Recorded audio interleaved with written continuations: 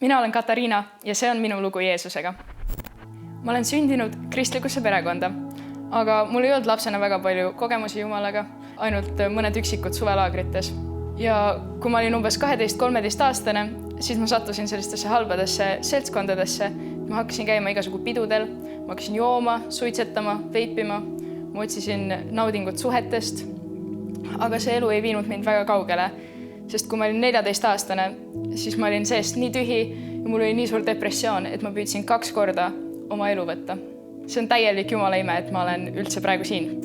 Aga kui ma olin 15-aastane, siis viimases hädas ma pöördusin Jumala poole ja ütlesin, et olgu Jeesus, võta kõik, pööra mu elu palun ümber. Ja nõnda hakkas Jumal tükk-tüki haaval muutma mu elu täielikult.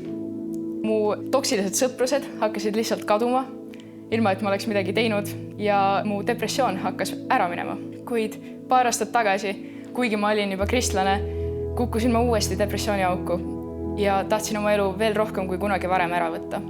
Siis ma andsin Jumalale täpselt 3 kuud, et ta minu elu jälle ümber pööraks. Ja juba 2 nädala pärast ma sattusin ühte kristlikusse laagrisse, mille teemaks oli maailm vajab sind. Selles laagris andsime oma elu täielikult Jumalale. Ta pööras mu elu 180 kraadi ümber. Ma olen vaba oma depressioonist, oma sõltuvustest. Kui varem ma jõin alkoholi iga nädal, siis nüüd ma ei talu enam selle lõhnagi. Mul on terved suhted ja ma tunnen rõõmu enda sees, mida ma pole kunagi tundnud. Ja kui sina tunned, et sina oled praegu seal, kus mina olin, kui sa tunned seda tühjust enda sees, kui sa tunned, et mitte miski ei täida sind siin maailmas tegelikult, siis Jeesus tahab tulla ka sinu südamesse. Ta tahab sulle näidata oma armastust.